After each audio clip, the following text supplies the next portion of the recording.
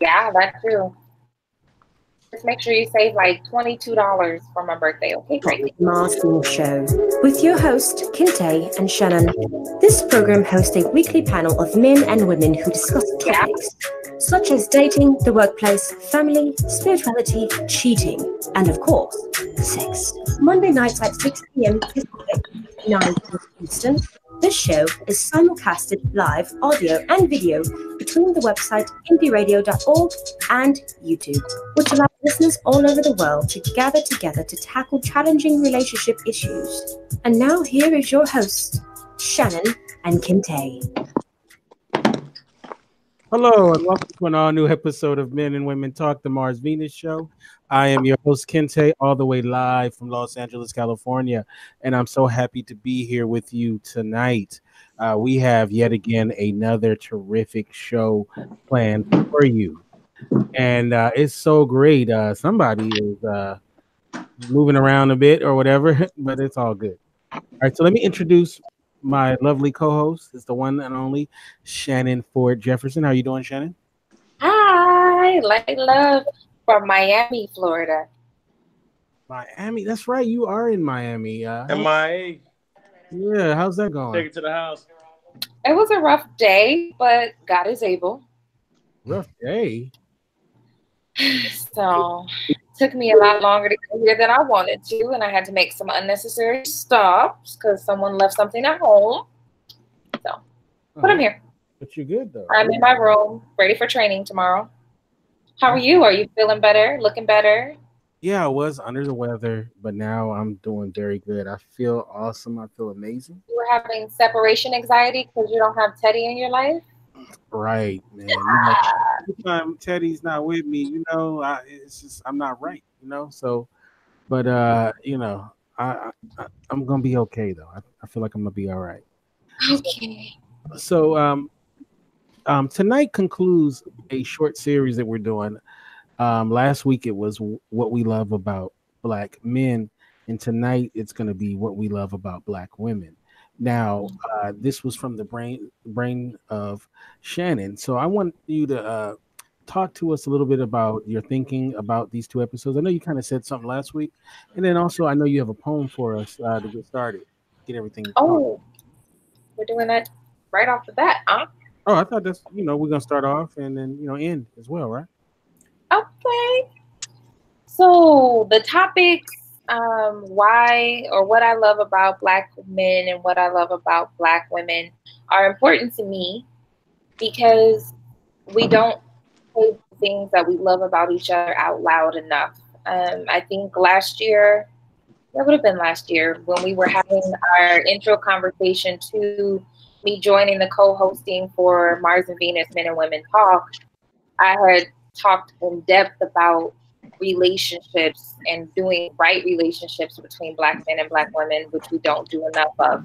And I'm not just talking about romantic relationships, just relationships, period, where we uplift and we encourage and we speak life to each other and edify one another. And we don't do that enough. We spend a lot of time seemingly not talking to each other. And when we do, sometimes it's not the politest or the most considerate things that are being said. So I wanted to take a moment, 2 Mondays in a row, and kind of just honor each other with our words, with our experiences, with our truth for each other, kind of as a reminder that we are loved and valued amongst our own. And that's where it should start. We are each other's safe space, and we need to know that in everything that we do and everything that we are. So that's why I birthed those two topics. Why I love what I love about Black women and what I love about Black men. All right, I love it. It is important to me. Yes, very important to me as well. And before we get into our panel, I just want to say that there's people listening and watching on the different platforms. We are on Periscope as well as YouTube and Get Vocal. And if you are on the YouTube channel, I see there's a bunch of people on. Please let your voices be heard on the right side where it says say something. Let us know that you're here. And if you want to relay something to our panel, I will make sure that that happens. All right. So, Shannon, I know I will let you introduce the panel as well as. Are you going to start off with the poem, or are you going to wait till the end?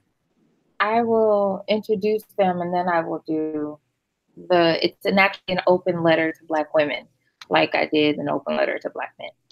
All right. So I'll introduce the men, and then I'll do the letter, and then we can have a discussion. How about that? Sounds beautiful. And I'm gonna be like you. I'm gonna sit in the cut and just listen to them talk. All right. Just kidding. We'll start with who's been on the least amount of times on our podcasting existence. I met this brother in a group on Facebook, and he spent almost, I think, a little over a month talking about what he loved about Black women, which is why he is here. The hot takes, hot cakes, as I call them. Don't do that. Alan, how are you? I'm doing good. How about yourself? Good. You just had a big meet and greet in Orlando for our group. How did that go? It was actually very successful. Very successful. It was good to actually meet the guys and gals that we interact with in that group. Looks like it done spawned some other meet and greets that are coming to fruition. So it was pretty good. It was really good. It was really good. Life changer. Trying to be, you know. All right. Well, we look forward to your input in this conversation. All right. Secondly, I call him and it's a joke between us, I call him my best friend. I met him in a group as well, a writing group, and we have a mutual friend, which is what sparked our friendship, and the rest is kismet and history. Anthony Austin. Peace. What's happening? Good. How are you? I am all right, man. You know, I've been better, but I've also been worse, so I'm right in the groove. All right. Nice hat. Thank you. And I'll make sure we get you in first because I know you got to go to work. Oh yeah, man. I got to put somebody in manacles, so you know. I'm sure a lot of ladies would like you to put them in manacles. We'll move right on down the road and get to the next person. Now this brother has been on the show a couple of times, and as Kente says, he's an expert in all things. He is Brooklyn, not from Brooklyn. How are you, Brooklyn Taylor? Fun fact, I actually am from Brooklyn. What? Kente, you was wrong. No, I said he's not currently in Brooklyn. I live in Maryland now, but I am from Brooklyn. Oh, well, Brownsville, never ran, never will. I like Brooklyn from Brooklyn. Brooklyn. Oh, yeah. And I'm gonna have to backtrack because I was supposed to backtrack for the ladies. So let me scoot on back, but I'm gonna ask you first, Brooklyn. Brooklyn, what is your current relationship status? I'm dating. Okay. Perfect. Anthony? Yes. Because the women want to know. I'm in their business. Sure. What is your relationship status? I am not married. Oh, I think no one on the panel is married. Perfect. Alan? Single, no baby mama single, no nothing single, no special friend single. Okay. That's the kind of answer I like. Glory to God. Okay. Last but not least, this brother is a podcasting extraordinaire and a student, teacher, father, Andre Harrison. How are you? Doing well. Very happy to be here tonight. Good. I'm excited about all the things y'all bringing to the table, and let me be in your business too. All I'm right. just making sure I'm not getting no more questions. What is your relationship status, sir? Divorced, searching for compatibility, and yeah, that's it. All right. Okay, Kente V. Ferguson, what is your relationship status? You always have one in the hopper, so you know, I'm out there. You out there? Okay. Wait. Explain that, bro. Like, what does that mean? Like, are you out there, like, you know, so when your seed out there, or like, are you? Remember that. Yeah. I always got one in the chamber. In the chamber? Okay. I'm done with you. I'm Hey, done. it's not about me. It's about you, the panel. I'm done. You don't want to talk about always have one in the hopper. I got one in the chamber. This is a Christian Grey novel. Okay, so we're going to kick this off with an open letter to Black women. And then we're going to hear from you guys. Dear Black women, we need you. From the start of creation after the first Adam, we knew it wasn't good for man to be alone. Fashioned from us, our rib, a secure place. We yearn to return you to a place of security, mentally, physically, spiritually, and emotionally. Not devoid of independence, but a keen awareness that celebrates you, me, we, interdependent and interconnected. We crave the idea as much as we do the reality of it. We know the world sees you as angry, bitter, judgmental, and a myriad of things, but we see your strength, your vulnerabilities, your hardened exterior that carefully masks at times your femininity because of the cold world, but yet showcases your heart, your soul, your spirit. We bathe in the liquid measure of your presence, inviting in the newness of our desires. We acknowledge that at times we create war zones within.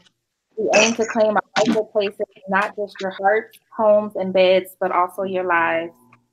We dare you to trust us with every fiber of your being, taking the risk, falling again.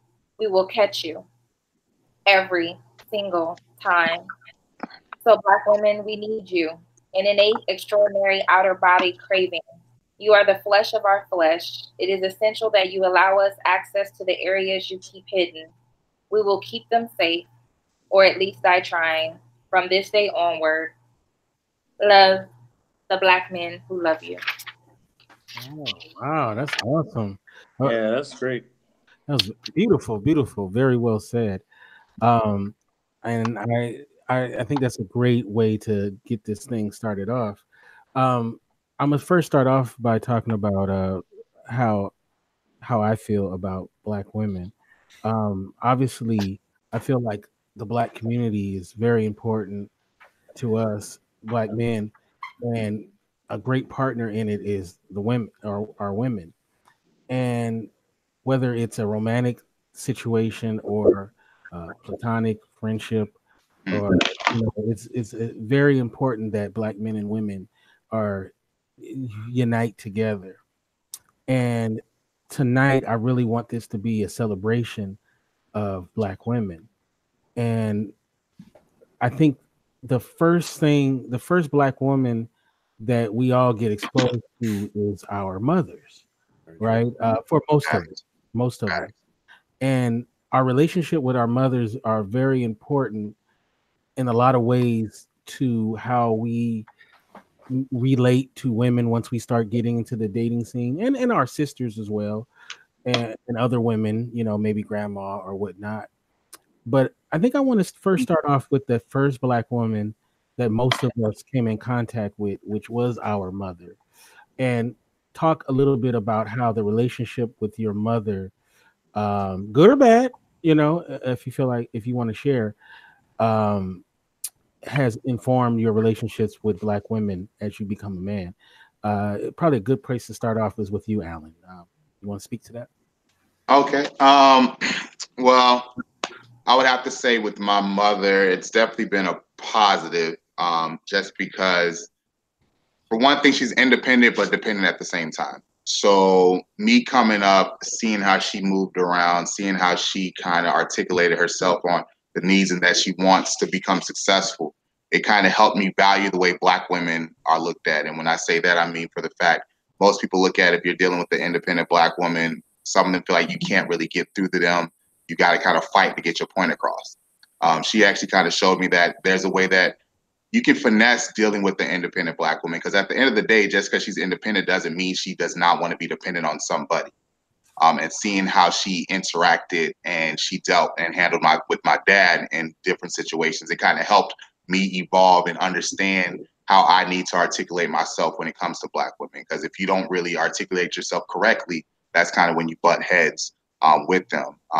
I've had my good days and bad days with her, but she definitely was someone that opened the door and was like, hey, it's nothing wrong with you being 100% open with your feelings. There's nothing wrong with you allowing someone to see the softer side of you. Because if we be honest, most Black men are kind of taught about you don't really show the soft side of you.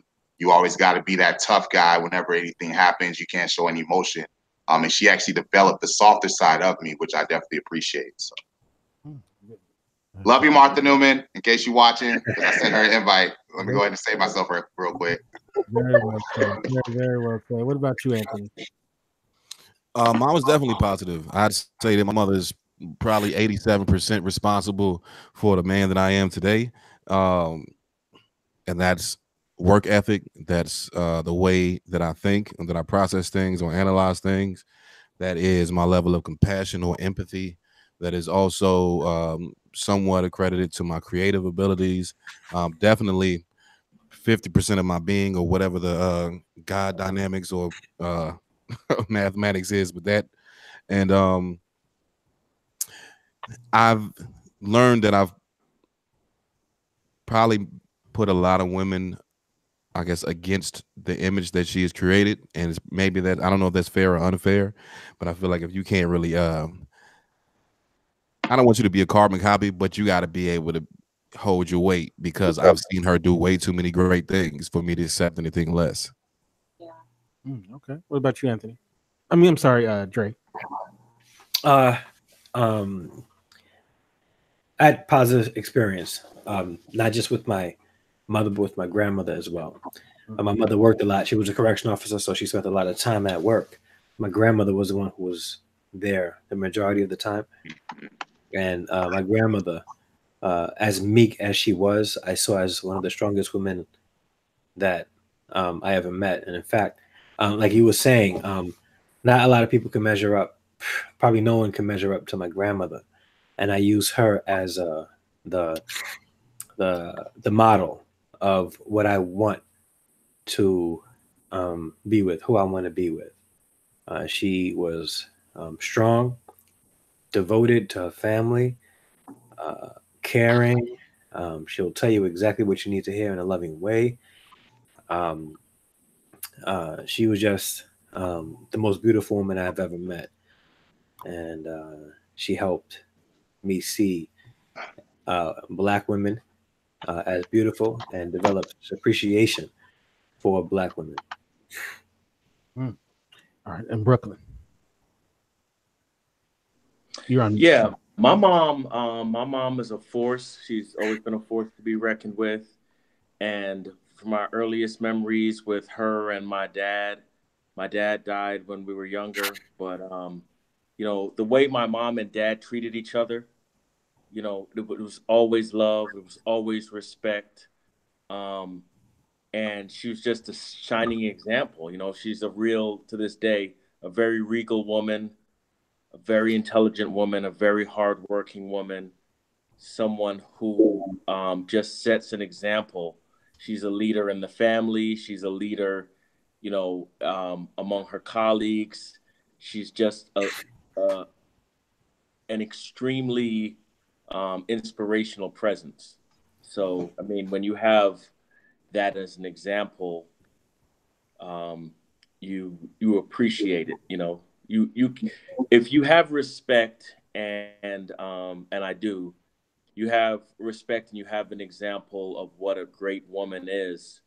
You can't discount the woman that look like you and look like your mom. Amen to that. That's for sure.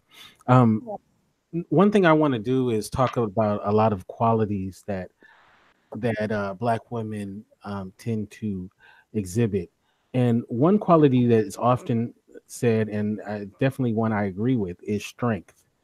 And strength can be looked at several ways. I mean, sometimes it's not always looked at as a positive, but as being a Black person in this world we live in, it can be very hard, right? We go through a lot of things that maybe some others don't. And as a woman, as a Black woman, I know that they go through a lot of things that we can never comprehend ourselves, as vice versa. So I want to start with let's start with Anthony. Talk about just the strength that you've witnessed from Black women in your life, whether they be a platonic relationship or a familial relationship, or even relationships of women that you've been in a romantic situation with? I guess all the way across the board, from my mother to even my younger 16-year-old sister, and the things that I'm seeing in her as she continues to grow in regards to strength is, I think a lot of it is, I would describe as resilience. Um, and through adversity and the trials and tribulations and things that would seemingly break someone's psyche or break someone emotionally, or things like that. Like, I've seen that perseverance and that resilience to be able to pick up and keep going, whether it be through, I mean, my mom's and my father being absent and having to, raise me, and then subsequently the children after me, and kind of doing it on her own. I guess until I was old enough to really assist in that capacity. Aside from that, it's just kind of, I guess I look at strength in a lot of different ways. Strength in a way that galvanizes her relationship partner, her man, that kind of puts him back with that childlike energy that makes him want to go out into the world and then come back to her like, look what I did. Like, you wanted her to be impressed and to acknowledge the efforts, because I feel like yeah, you want to impress her. So that is a strength in itself. Strength as far as magnetism. Like, there's no other race for me that can immediately grab my attention, stop me in my tracks, cut my sentences short. Like, I forgot what I was saying when she walked by. Like, oh, like, wow. Okay, now what was I talking about? Um, I'm like, True. that's another level of strength, and it's just to, even out physically. My mother was in the army. I kind of follow suit, so seeing physical strength and being able to, things that maybe are designed or thought to be designed for men to do, the physical labor type things that I've seen women do time and time again, whether it be changing a tire. You know what I mean? That is another level of strength. You sitting in there, cracking the lug nut off a tire is not an easy thing. So to see, a woman get down there and go ahead, break that, break those plugs, put that car up on that jack, and then switch the tire out and you hit back the road, is like, all right, I see you. I respect. Like, that's real. The strength to persevere through the oppression, that dealt with or sometimes given out by us, their counterparts, but even the world, whether it be through school, higher ups, or anything like that. Like, you got to have that strength to push through all of that nonsense and to still remain holding the crown the way that they do. I haven't seen the strength like. Amen. Yeah, that's for sure. Brooklyn, I have so many cases of incredibly strong black women, whether it's physical and as far as mental strength as well. Speak to some of the black women you've known in your life who just exhibited that strength. Well, that goes back to my grandmother. My mom's mom had, 13 kids. My dad's mom had something like 7 or 8, and these women are taking care of their husbands, taking care of all of their children, taking care of their grandchildren, and, you know, teaching us, raising us. Um, you know, we would, my parents would drop us off at my grandparents' house on the weekends, and there's all these cousins. I was talking to my cousin Rob about it yesterday, and it was like just thinking of my grandmother Leah, and like how, she was never done. She had 13 kids, her and my grandfather, one man, one woman, 13 children in Jamaica, um, and then all these grandchildren, and just the strength it takes to even I don't have any kids. I live alone, and I can come home and I can do whatever I want, and I go to work the next day or I don't, or and it's just to think about having that level of responsibility, and that and having to to influence so many people, you know um it's just amazing. It takes strength to be a mother of one. it certainly takes, strength to be the mother of a baker's dozen. Yes, yes, yes, yes. Dre, talk about the strength of the black women in your life. Man, um, it's a lot of times it's indescribable. Like, you can't really describe their strength because like I sit back and look and am amazed by it because um, they they don't let the stresses of their world stop them from doing what needs to get done. It's something that a lot of men can learn from black women, and that's how to rise up to the occasion, accept responsibility, and meet those responsibilities. Uh, and I mean, we really can learn a lot from that. The women that I have in my life, which is I grew up around all women, all black women. They really um, didn't let any of the hardships that they had in life stop them from being who they're supposed to be, achieving their goals, owning homes, raising kids, many times doing it on their own. No knock against black men, but we don't really big up enough black women for doing that. We appreciate them, but when we see like black men doing things like that, and I'll use myself for example, when people hear that I'm raising my kids by myself, it's like a phenomenon. Like, oh my goodness gracious, you're doing it. Black women been doing it for a while now, and they're stressed out. They wake up in the morning and get their kids ready. Sometimes they get their kids ready and their grandkids ready because their kids had kids and their kids are still kids. And they're taking care of everybody, not just people in their home, but in their communities. They put their communities on their backs, and they walk, with the communities on their backs. Like the strength is really indescribable, and we can describe what we see, and we'll only still be touching the surface. We still won't be able to fully describe the strength that they have. The just it's I'm trying not to get emotional. I'm sorry, because we don't cry, Right, right. do that. But just thinking about it, it's just it's hard to describe, and that's why I appreciate black women so much because um, they get the credit as far as because I do I see a lot of people talk about black women and how they appreciate them, but when it's time to show it to them for real, um, they don't just deserve it to be told to them. They need to feel it, see it, and they really need that. Yeah. Life is a war, and as a black man, we go to war with our black women. So, and that takes strength. And I want you to talk about it, Alan, as well. Talk about just the black women you've known who were so strong, and how much you appreciate it. Um, Actually, kind of like what Anthony was saying, my mom was actually in the army as well.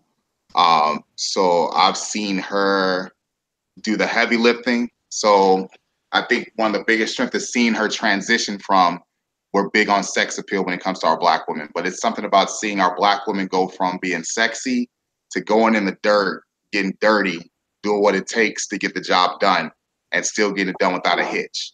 For me personally, 2 years ago, I got sick and was stuck in the hospital for a month and had a severe panic attack before one of my procedures were set up.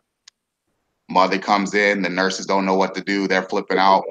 She comes in, she literally takes over the atmosphere. So I think that's one thing that I love about our black women, the way they command the presence when they walk in. So you're sitting here talking about someone who has no nursing experience, no nothing, walks in, see nurses flipping out, instantly, bam, this is what we need to do. This is how you need to handle it.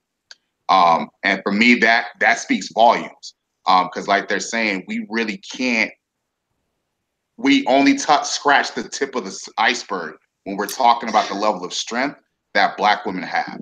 Because you look at the fact that they're smart, they can come up with anything. You can probably give them scissors, a rock, and some water, and they come up with something you never even thought imaginable that they would have did. And you looking like, yo, I never would have thought about that at all. It's just the way they command their presence. And I know it sucks because we live in a time now where a lot of men seem fearful when a black woman comes into the room and is able to take presence over a situation. But it's not a reason to be afraid. Like, I want a black woman who has my back. If I'm struggling with something, I need her to be able to come in here and be like, hey, I got you. This is what we need to do. And just seeing how my mom transitions with that, because her and my father are in the ministries together, they're pastors. And just I've seen time and time and time again how when my dad needs help and guidance, to see her come in and put in the things that would make it work. And at the end of the day, you're like, I really appreciate the fact that you're there. And even as Anthony was talking about his sister, I look at my little sister, we're 8 years apart. And I just look at how independent she is and so strong-willed that she it takes a lot. Like, she's stubborn, but I appreciate the fact that she's stubborn, because sometimes when you deal with someone who's easily to lay down, it never gives you that reality check. Because let's be honest, half the time when we dealing with our sisters and we arguing back and forth, 9 times out of 10, what they're saying makes sense. We just got to sit there and sit back and listen to it. And sometimes you need that perspective of her saying, this is what I see and that's not right. Or this is what you need to change to be better. Or this is what you need to do to be a better person in this area. And sometimes we as men, we don't appreciate it till, as they say, hindsight is 20/20, until after the situation passed. And then you're like, yo, she was right the entire time. So for me, the best examples have always been my mom and my sister when it comes to the level of strength that they carry around on a daily basis. Now, I'm not going to sit here and act like we're all really super evolved, and we're not going to. And shout out to LA and Boogie, talk about the elephant in the room. But they always talk about men being very visual, and we got to talk about the visual aspects too that we love about Black women. And I'm going to start off with brother Dre first. I knew it, bro. I knew it. Yeah, so talk about what you like about sisters, just in their appearance and the things that kind of get you going, man. All right, so I won't state the obvious right away. Okay. But the one thing that really draws my attention at first is the complexion, the smile, the features. Like, I love beautiful, like African features on a woman, facial features. The body type, the way they carry themselves, the way they walk. Like black women seem to have this walk, and I remember dating someone, and they know my preference, they know my type, and if we were walking somewhere and they saw my type, like, and I'm the type that I can appreciate the beauty of a woman and not have to be like, yo, I gotta have it. Let me go talk to her. I really need to, taste what that's like. I don't need that. That's not who I am. But it would be like look at her. Like she would say, like, that's your type right there. Because I appreciate a woman with African features. And the thing is, what tends to surprise people is that my ex-wife was fair-skinned Puerto Rican, and that's what I fell in love with. And she even knew my preference. She knew that, I preferred women who had more richer, darker complexions. And I'm a sucker for locked hair. If the hair is locked, like, that's like my thing as well. I like the shape when the ratios are appropriately proportioned. That's a physical feature that I greatly appreciate in a very respectful manner. The waist to hip ratio it's a beautiful thing. Yeah. I'm gonna leave it there. I'm gonna let somebody else pick up the mantle before. He had to take a deep breath too when he said that. I love it. What about you, Anthony? Talk about what you like visually about Black women. If I had it queued up, I'd go ahead and cue up Black Star's brown skin lady. That pretty much epitomizes the way I feel about Black women and the way that they look. It's like, oh, man, baby girl, look at you. coming on the block looking fresh and brand new. But I like everything from the fine, since we don't want to be so progressive or so evolved and now devolve. I don't mind putting myself on that stake real quick. So um let's talk about these African features. There's a thickness, there's a certain like soul of the earth in the sway and the walk, like the rhythmic, melodic, uh hypnotic type of energy that's like I stated before, like I don't even know what I was saying because she just took my whole mind is just blank right now. It'd be the glow of the skin. Now I feel like black women glow up different than anybody else. Melanated women glow up because their skin actually glows. It's a shimmer, especially in the summertime with the maxi dress or the sundress on, and it's like, yo, please excuse me, miss. Can I speak with you for a second? If you don't mind, my sister. But everything from I guess the versatility or the diversity from you got the soul sister, like Dre was saying, with the locks and the shells and the bantu knots and the head wraps and the Mhm. cultural garb that they wearing, or Mhm. you flip it over to the corporate side with the pencil skirts and the business suits and the houndstooth print, because that's my favorite print to see on a black woman. It's in that business type, the houndstooth is something serious. And That's fancy. it's yeah, just the roundaway girl, the hoodie, sweatpants with the sneakers on, you know what I mean, just chilling with the, you know what I mean, what LL say, she gotta have door knockers, at least 2 pair, you know what I'm saying? Like there's such a versatility in physical. Like I saw a meme was like, oh yeah, you want to see other women? I got you.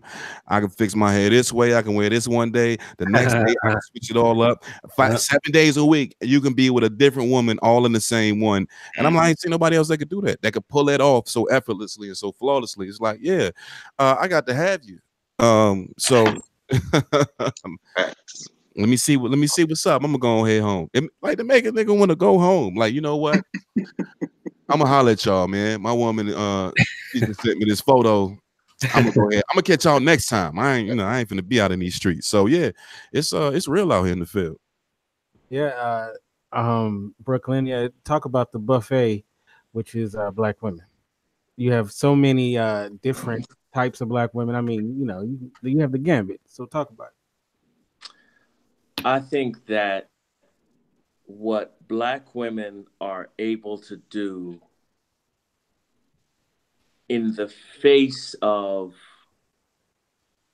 the essential conspiracy and propaganda to fit into this size zero 12-year-old boy looking stereotype of what a woman is supposed to look like on magazine covers, right? Um, and what black women are able to do as far as the style and the diversity and the sensuality, you know, um, and the femininity. You know, I've been on the show a couple times. You guys know how I feel about femininity. I love a feminine woman, and the way that the for me, the way that our women are able to bring that just soulful, classy, sexy mix to any look, right? From a bikini to a ball gown, right?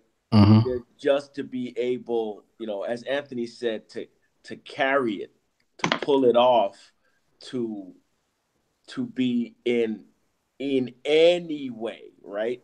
Like you go to a Beyonce concert and she changes 16 times and you're like, is this the same person? It is.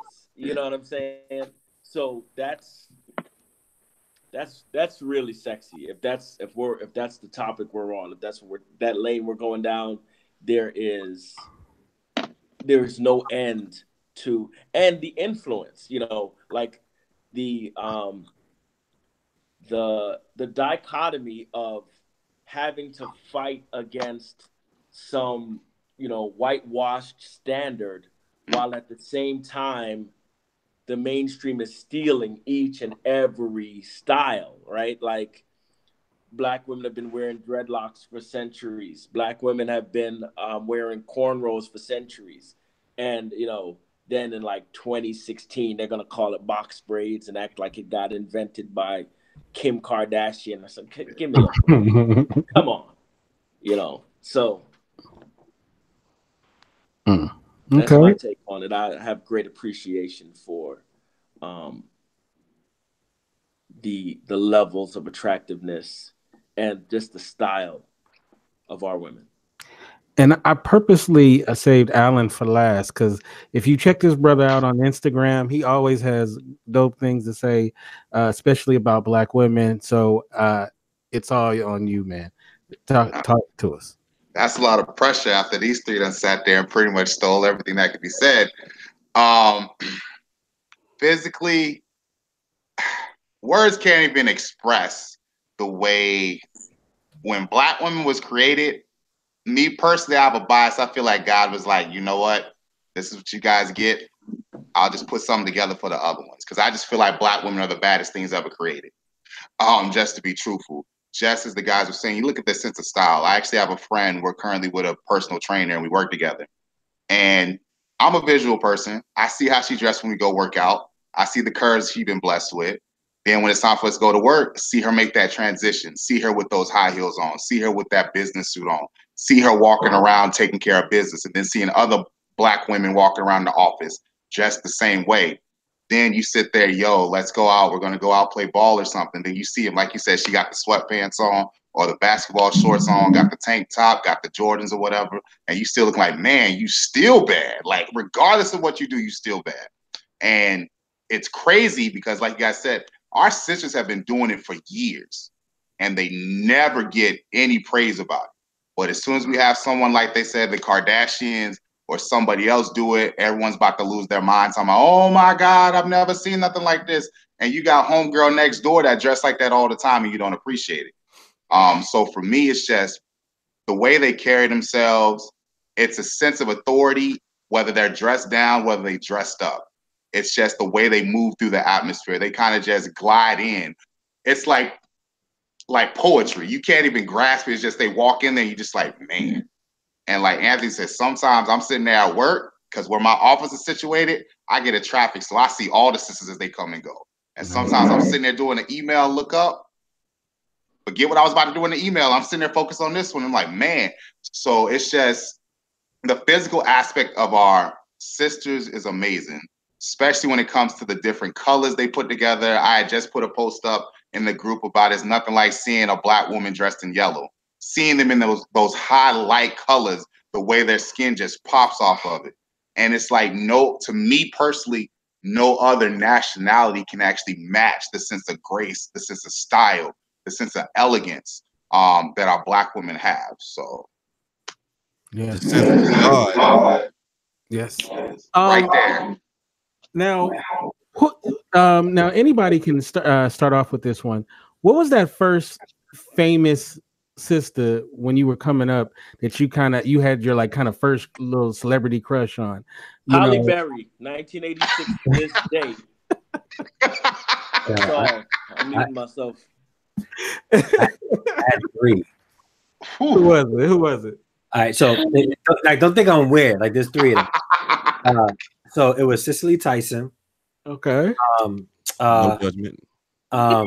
Felicia Rashad, and I can't believe Gladys Knight. Okay. Them three growing up. I was like, but Gladys Knight, I was like floored. Whenever she was on the TV for anything, I was stuck to it as a kid. Like I don't know what it was about her, but there was something so beautiful about Gladys Knight. And Felicia Rashad too. Yeah, Felicia Rashad was.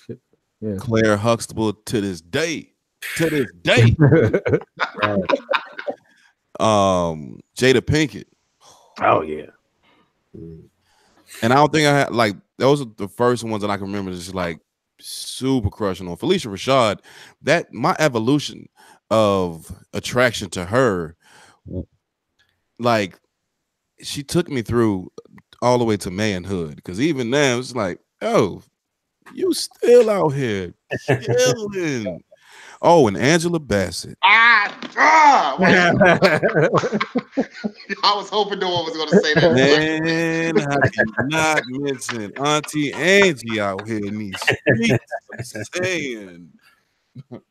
Yes, and you know what? If you've ever seen her in person, she's beautiful in movies and television, but in person, oh my god! Like there, that's one thing too about black people. Black people look so much better in person than on television or in movies. So especially sisters, the camera don't is not always the most flattering for us sometimes. So yeah. So what about you, Alan? I know No, you. he took it. He took it. Anthony don't need to talk no more. Like literally, he took it.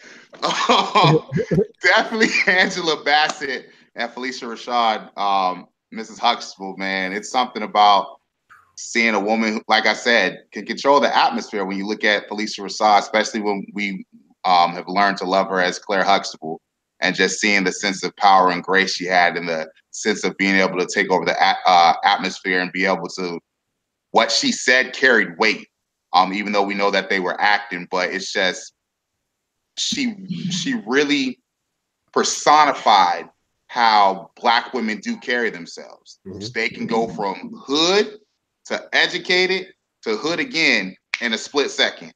And Angela Bassett, just wow. I mean, words can't even put in to describe the elegance, the grace, the creativity, the beauty of Angela Bassett. I'm just not really feeling Anthony over here taking all these names like this. But those were the two biggest ones for me as a kid. Those were definitely the two biggest ones for me. All right. Let's give a shout out to Felicia Rashad. She's getting a lot of love tonight. And can I interject something real quick? When we and go back to the power dynamic, Felicia Rashad embodies everything that I feel like I've seen that's powerful or strength in a woman, and that can be even everything positive, but even somewhat of the negative. Because I felt my mother was the same way. Like the words out of a Black woman's mouth can either build you up or break your bitch ass down. And to see that, and she can, and without even having to curse you out. Like I don't have to. You don't have to use expletives. They can, but they don't have to use that. Can pick you apart and make you feel minuscule just as well, or just as well as she can build you up, make you feel like you can lift entire buildings. Like, oh, I'm finna go out and handle this. Like, she told me I could do it. She believed me I could do it. Yeah. Say less. I'm going out there to handle it. So I think that to me, she's a perfect example of the embodiment of that, or personification of that strength and that power. Okay, so we're gonna stay on the beauty tip, and this one's gonna be personal. So, Alan, ain't nobody gonna steal this one from you. We'll see. Anthony been on a roll, man. Give me a sister in your personal life that maybe when you were in high school or just a young man who was just so beautiful, she just did it for you, and you were just like, man, this is the one I just want to get next to. Maybe you did, maybe you didn't. Just give me a girl from your past that like you kind of got a little retarded around it. Oh man, Christian Perkins. Man, we met actually in college, and the first time I actually heard her talk, I think I was hooked. Because we were talking about, friends introduced us, and she was talking about what she was in there for school, and I just had like a whole dumb moment, just sitting there watching her lips move, and I was just like, bruh, that is somebody that I would definitely want to get with, just because of the fact, the way she moved, she was caramel, so that skin was looking all kinds of good. Just watching the way she carried herself, just seeing just everything about her, from her speech to her eyes. Like I loved looking in her eyes, which was like probably the biggest mistake I made when we first met. Was that, but she was that one black woman that I've met that I was just like, yo, I got to get to know you better. Um, we did end up dating. Of course, we went our separate ways, but we're still good friends to this day. But I would have to say she was the one black woman that in my past that I saw, was infatuated with, wanted to immerse myself into getting to know her. Was Christian Perkins. If Anthony said Christian Perkins, we gonna have problems. It's funny that you say that because I was just going. No, I'm just playing. Nah, I'm just joking. Nah, you get Anthony. No. So, can anybody else recall a woman from back in the day? I can, and I'm gonna slide in because I'm about to slide out to go catch this fugitive. So there's one particular one that I even wrote a song about. Oh, wow. And recorded. And you're right. I ain't gonna sing it right now, but you know what I mean. Like I might send it to somebody, let you hear it. I was really like, this is the first song that I had written that was every bit of me that I could put inside of the song. Her name was or is Shamira Nikisha Austin, not Austin, but Austin, like Texas. Oh, and we actually high school kind of sweetheart type deal. She was absolutely gorgeous, and the galvanizing of the black man, she did that. She was like the first one that did that for me because I remember she had the Holly Berry short haircut. And back in the day, they had the pants that had the skirt attached to it or something. It was retarded. Some of y'all fashion was just weird. But anyway, I do remember that distinctly. But she had a boyfriend, and I took her from him. And because he wasn't around, and she was so bad to me. And at the time, I dealt with a lot of insecurity. So I was like, I don't even know if I could pull her because she looked like she out of my league. But we were talking one day, and I just decided I don't know, maybe go for it. And we just having a conversation, talking. This is outside of church too, so this is like right outside of the teen ministry. And she's talking, and then I couldn't even hear what she was saying. I just heard my conscience in my head was like, "You gonna do it or not? You gonna do it or not? You gonna shit or get off the pot? You gonna barbecue with me?" You know what I'm saying? And so I just went for it and kissed her. And I stepped back, and it was like, so I'm either gonna get slapped or like we gonna. And I didn't get slapped. And her friend, which is my still my good friend, she was like, I can't believe you do that. You know she got a boyfriend. And I was like, I don't care what I was not gonna miss this opportunity. And then we ended up breaking up because I ended up leaving. I actually ended up moving to North Carolina. But when I came back from Iraq, I found her. Through my special set of skills. And so, I mean, we were cool. I ended that relationship partially because I didn't think I was, enough. I felt like she was just too fine for me, and I didn't really have that value in myself or whatever. But it was still that value that she saw in me that just made me believe that, well, maybe I'm worth much more than I think that I am. You know what I mean? And I remember running into her randomly. On like the opposite end of the state, like, what are you doing here? And I consider myself a little bit more player in my words and my delivery. In regards to women, man, I couldn't say nothing. I was just standing there like, cat got your tongue. I had to make sure my voice didn't go off key, off pitch, and everything before I addressed her. And I was with some coworkers, and I was like, that's my ex-girlfriend. And they looked at her like, stop lying. You don't even know her. Stop playing. So I called her name, and then we talked, and it was. Unfortunately, well, maybe fortunately for her, but at the time it was unfortunately that she had just got engaged. And so I wrote a song called If There's a Chance, and she was like, oh my God, you got to promise you're going to call me and this, and I was like, maybe it's meant to be, and so on and so forth. But then I fell back because I'm like, you know what? I am still in love with the idea of what we had when we were like 17, and now I'm 24, and I mean, there's a lot of differences, but she was definitely one of the first ones that had me completely shook. All right, all right, all right. And good luck catching that fugitive, man. Oh yeah, we finna get up out of here. I'm waiting for this text message, but I'm gonna go ahead and Thanks for joining us, Anthony. hey Yeah. man, thank y'all for having me. Thank y'all for letting me Pleasure, be black. Anthony. Yes. I'm gonna watch the rest of the show. Alan, my bad for taking your answers. Dre, hold it down. Nah, you good, bro? You good? Brooklyn, keep it popping. Kente, I'm gonna holler at you on the after show later on. Peace. All right, Be man. safe out there, King.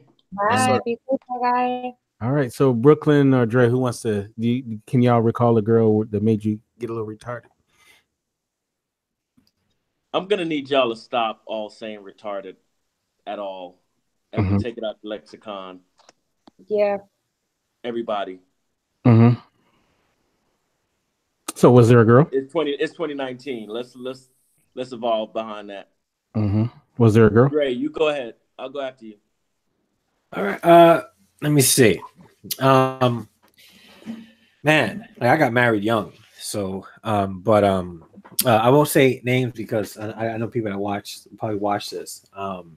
Right, there was one that really boosted up my confidence, like really boosted up my confidence because it was in my mind I could not get the attention or the affection from this one particular woman. I just could not. In my mind, I was like she's at a whole different level. And I have friends saying, "But Dre, you on that same level too?" And I'm like, "I don't know. Like she's like, like on a whole different level." And every time we would see each other, I would avoid her because, like I would be across the room and I would just appreciate it from like here, and just every now and then gaze and hopefully that we would connect eyes and that she would give me some kind of opening to and we knew each other, so it was more like a high bye thing, but I wanted to engage in deeper conversation. But then I just couldn't talk. I couldn't like say anything, so like it wasn't like really I didn't have that confidence. And then one day I just said, you know what, let me just try it, and then when she accepted, I was like, okay, all right. And but really it was only one. I never had that experience, even when I was younger, of a girl that was just that beautiful that I could not engage in conversation because I was always like a deep conversationalist. So in my mind, like I'm gonna talk to you, and we're gonna just have a deep conversation. And but there was that she's probably the only one that I was like, wow, I really can't say much about around her because I really want to engage in a conversation and get to know her. But she was like on a whole different level. And then even that experience showed me that that level really doesn't exist. We create it in our own minds, and it boosted up my confidence and allowed me to see that that's an invisible construct that has us feeling lower about ourselves than we really should. But yeah, just that one experience. She's still beautiful though. Like she's still beautiful. But now when I see her, it's not like that. I don't know what to say because we still get together in friends and family functions. So, but yeah. All right, and Brooklyn. So I'm unclear as to what happened with that woman that you were talking about. Me? Yes. Oh, it just didn't work out. It didn't work out. I had this is probably going to reveal who it is for people who are watching. Okay. The first person that I was dating after my divorce, and whenever you are, the first relationship is probably going to be the most difficult because there's still residuals, and you may not have any feelings towards your ex-wife, but there's still that the reconstruction of your life, and now having to co-parent with somebody that you may have at that moment a hostile situation with, and to bring somebody else in that situation right then and there could be very unfair to them. Like that's not something that they're asking for. So, yeah, but she's doing good now. About to get married, got kids and all that stuff. So I wish her well. Mm. Yeah. Road less traveled. Mm. I remember one day I was like, I usually don't go to restaurants by myself, but I was in North Carolina and I was by myself in this restaurant that my friends and I usually used to go to. So I'm by myself and I'm eating. I'm like in a booth, and this woman walks in, and she is just drop dead gorgeous. And she sits down in another booth, and I can see her, and she's on the phone. And I just remember thinking to myself, she's so beautiful. And this is in my younger days, and when um, I just never really had that. Uh, I didn't have a fear or any trepidation about it. But she was on the phone, and it would be rude. So I asked the waitress for a piece of paper, and I wrote a note. And I took it back to grade school, and it was like, "Who were you on the phone with?" Oh. And it Wait, was like, wait, you and it was asked her? like, "Your mom, best friend, very large and angry boyfriend who owns a lot of guns." And I gave it to the waitress, like, "Can you give this to this woman over here?" And she brought her the note, and she just started laughing, and she like checked the mark on it, and it was like her mom, and sent back the note. And one of us invited the other to sit at the same table, and we sat there, and she was a flight attendant. Anyway, she was a beautiful woman, and we got to know each other, and there was a happy ending to the story. But it was just a time I can recall when it was like, I saw a very beautiful woman, and I took some action, and it worked out well. All right. All Kente? right. All right. I think before we get out of here, there's a We couple. want to hear your story. I don't have a story. I think there's a couple of things though I want to definitely get to before we get on out of here. And the thing is, there's a lot that's been said about the relationship between black men and black women. Unfortunately, there's a lot of negativity that's being Hmm. said, and I really want to talk as black men about how we can do things to help the situation instead of to being a negative being negative as well, because I think doing these shows in the past couple of weeks is positive. It's definitely positive, and there's not a whole lot of that going on, unfortunately. So I just want you guys as black men to speak about how can uh, how can we do better as far as increasing the relationship between black men and women and be more positive. What can we do? I think that we can. I hate to go twice in a row, but I think that what we can do is um, maintain this level of positivity and two-way communication, you know, just throughout our community, right? And police each other, because there's always some negative person. Sometimes it's a Russian bot on Facebook. Sometimes it's an actual, real, live fellow black person that wants to bring us down collectively, right? Like whenever I see or read or hear some black man, you know, look, date who you want, marry who you want. I don't have any problem with somebody, you know, marrying a Latina, marrying a white woman, whatever.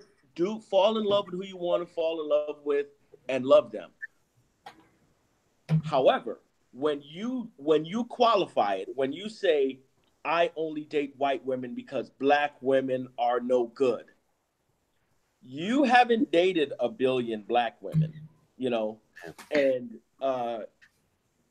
you know, you had someone broke your heart or someone didn't want to get with you in 11th grade, and ever since you've had it out for every woman with melanin in her skin.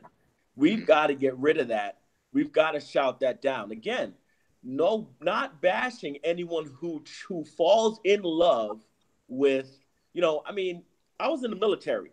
There are guys who, you know, they get stationed in Boise, Idaho, and unless they get on a plane, they're not going to meet a black woman. You know what I'm saying? So if you're stuck in Idaho for 10 years and, you know, I don't care. But it's not about, just make sure you don't bash the people who look like your mother and your grandmother and your sister. You know, I mean, I think that that's an important part. You can love whoever you want, but you don't need it's not a certification system. You don't need to certifiably bash all the black women for you to have an excuse to, you know, get someone else. I 100% is in agreement with what Brooklyn is saying, because we see it way too many times via social media or in public places where someone's like, "Oh, all black women are nothing but bees and hoes and this and that and this and that." Well, first of all, you came from a black woman. So if you're trying to classify all black women this way, are you saying this about your mother? Are you saying this about your sisters? I think that is something that we severely need to work on in the black community. For some reason, we love to be drawn to drama, if it's against somebody else or if it's against our own. If it's going to give us a laugh, we want to sit there and be with it. But then as soon as we feel like someone's perpetrating against us, we want everyone to come to our aid. And we have to check that, because that is very toxic. It's something that should not even be accepted. Just for when you see how people are so okay with it nowadays. People are just okay with the fact that you can call a black chick this and she's just supposed to deal with it because that's how you feel. That's not how it's supposed to be. We as black men have to be defenders and protectors of our black women. The same energy, like he said, even if you do date or you're into white, Hispanic, whatever, you still need to be a protector of black women because you came from a black woman. Like, you shouldn't want to sit there and see another black woman get hurt and it not bother you.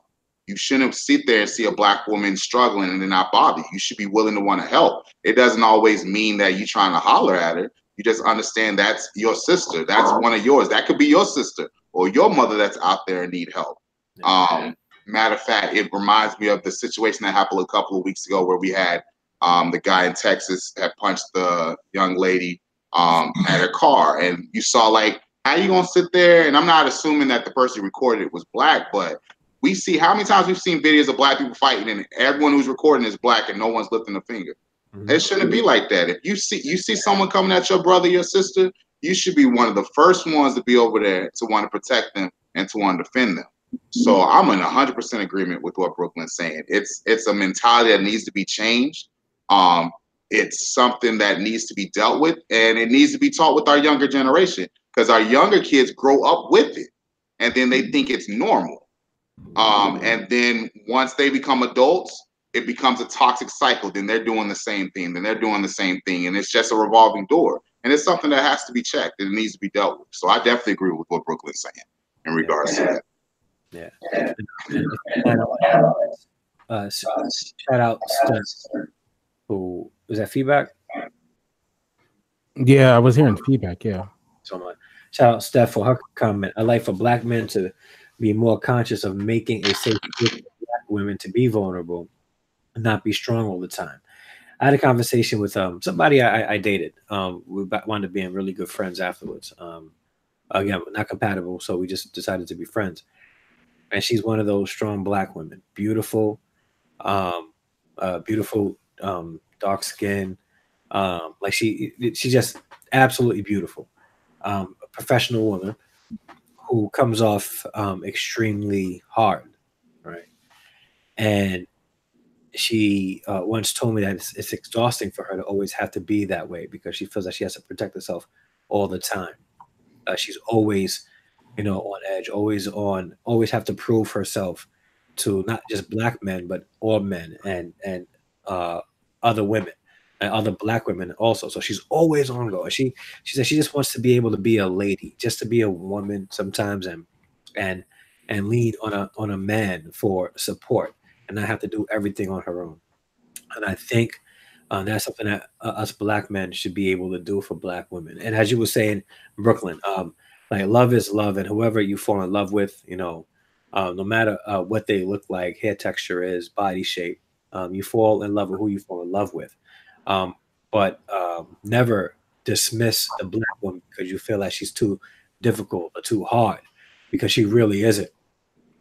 She's that way because she doesn't feel safe enough to put the walls down. And if we are able to make help black women be safe and be safe in being vulnerable, knowing that we as black men, we as men will defend them, and they don't have to be strong all the time because they know that they have a strong um, partner. Um, then it makes them feel more secure. And life is all about finding security in almost everything, in every aspect of life, emotional, spiritual, physical. You try to be secure. Women, no different. And men, we have to be able to do that for them. And if we're able to do that, and it's not going to be easy, generation after generation, black women have held the family down. Um, when yeah, specifically in America in this society, when we were being taken from our families and sold to the highest bidder, she was left with the kids to raise, and we were forced to work on different plantations in different states. So she had generations to build up this wall, genetically or whatever it is, stories. And we have to now be in a place where we're strong enough to hold that weight of emotional baggage that they come with, and let them know it's okay to put the baggage down. I'll pick it up for you, and we'll carry it together. All right. All right. We lost Brooklyn. So hopefully we'll get him back. Um, before we go, I think it's very important that to acknowledge we do have a black woman here on tonight. And before we go, Apologetically, yes, I talk. definitely want to get her opinion of what she thought about the show, as well as if she wanted to ask a couple of questions to our panel. You know, Um, well, thanks for putting me on the spot. I wasn't prepared for this. I thought the show went well. I was enjoying listening to each one of you men give your experience and your um, thoughts on what you love about Black women, personal, professional, platonic. And it was beautiful. It was good to hear that we are valued and we are loved and we are appreciated.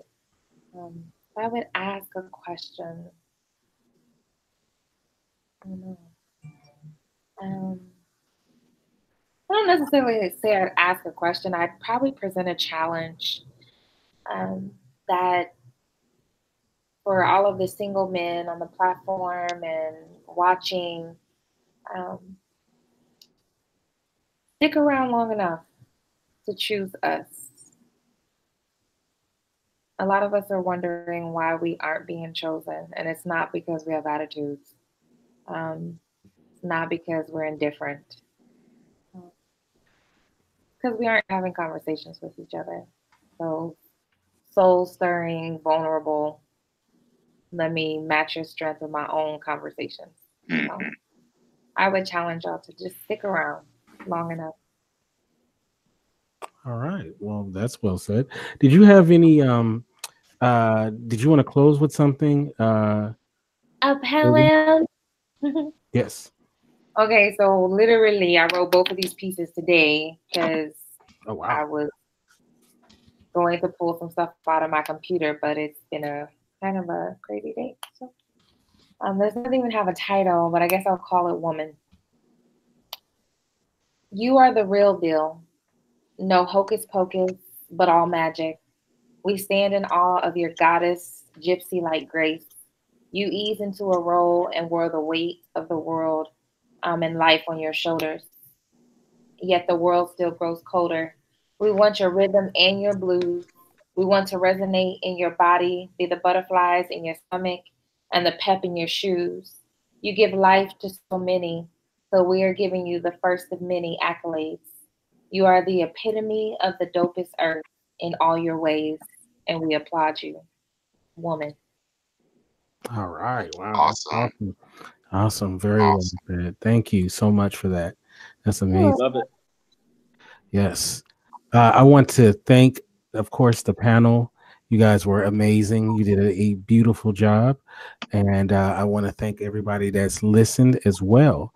And I'm going to start off with, let's start off with Brooklyn and we'll move to the left. How can people get you on social media, as well as do you have anything that we should be on the lookout for? Yes. You can find me at King__Brooklyn. That's my Instagram. You can find me at Brooklyn Taylor on Facebook. You can find me at Brooklyn PCB on Twitter. And I am working toward publishing a book by this summer, tentatively titled "Blame Yourself First," about relationships. Oh, nice. Uh-oh. You gonna It's start? nice. You gonna start one with that one? Indeed. All right. I'm trying to pull up your. Oh, here it is. It's King. Okay. I'm gonna put it into the chat just so everybody will have it as well. If you're not following Brooklyn on Instagram, please do. Thank you, sir. And thank you for having me. I appreciate it. Appreciate the invite. oh, thank Always a you, pleasure. man. Thank you. And I see the classic albums behind you. I see that. Yeah, yeah. I had to change up, change it up a little bit. BDP. Oh yes. Drake, how can people get you in social media? Let me. Oh, here we go. Put it in this chat. A couple of ways you can hit me up on Instagram and follow me at Andre_D_Harrison. Facebook at theandre.d.harrison, and on Twitter at Andre D Harrison. I also have a YouTube channel. Please go hit subscribe and click the bell notification so that it'll notify you when I upload videos. Harrison Family Vlogs. If you're watching on YouTube right now, you'll probably see me interacting with some of you guys as this show is going forward. So those are my media formats. This Thursday, I will be doing the Togetherness Marriage podcast on Get Vocal, which will stream live to YouTube and Facebook at 8 p.m. Eastern Standard Time. So please look out for that also. And you know, let's give it up to Dre, because he's doing a wonderful job. Him and his great co-host Albany on Thursday. Yeah. If you haven't checked out his show, please do so. His show is awesome. He has good game on there, and I've learned quite a bit from checking out his show. And then he has the greatest vlog. You really get insight to his life, his children. I mean, he goes real deep with it, and he does a phenomenal job. And he has this wonderful equipment too that he uses, so it looks very professional.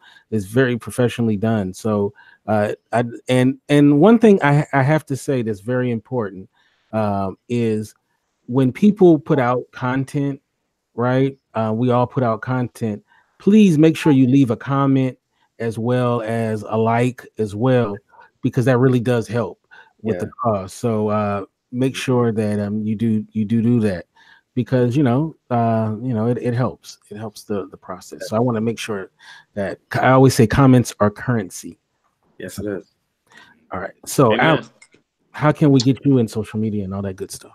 All right, you guys can follow me on Instagram at Newmans_hot takes. You can also follow me on Facebook at the same name, Newman Hot Takes, as well. Currently, no projects in the work. I do have something that's going to possibly popping at the end of May. So excited about that. We'll definitely have details on my page in regards to that. And that's it. As of right now, not really a Twitter person, so I'm trying to kind of gravitate to Twitter and get a feel for it. So eventually it'll pop up there. And probably to everybody on this panel, but Alan as well, just always positive. always uplifting. And like when you check out his stuff, it's always real positive. It's not, you're not going to get the ratchet stuff. You're going to definitely get really good content from all of these brothers on this panel. And so, Shannon, how can people get you in social media, and also tell us about your books? Twitter, Facebook, and Instagram. Shannon Ford, like the president, hyphen Jefferson, like the president. I have 5 books. They're all poetry. Amazon.com. I am still editing Dismantling Daddy Dysfunctions and All the Men I Loved After Him, which is book number 6. But it should be out this year, summer-ish. So check it out. Nice. All right. Thank you so much. You can get me at Kente F on Twitter, Kente Ferguson at Instagram or on Instagram. And of course, the website is indyradio.org, which is indyradio.org. We'll be back next week with an all new episode of Men and Women Talk, the Mars Venus Show. And in about a month's time, Shannon, you have your show too. You didn't mention that. Oh, I didn't. May 5th is the Cinco de premiere Mayo. of The Set Apart Woman. It's a podcast, video cast by a woman for women and the men that love them. And it's booked thus far for the next 8 shows. So we'll see what comes of it. We'll have to tune in. Of course, it's Cinco de Mayo because there's probably gonna be tacos all over the place. Time. Yes. You don't want to miss it. There's be some really good. It'll be all women in May and then all men in June for Mother's Day and Father's Day. Okay. All right, and we'll be on Get Vocal for the after show. So you guys have a beautiful rest of your week. God bless you, and we'll see you next time.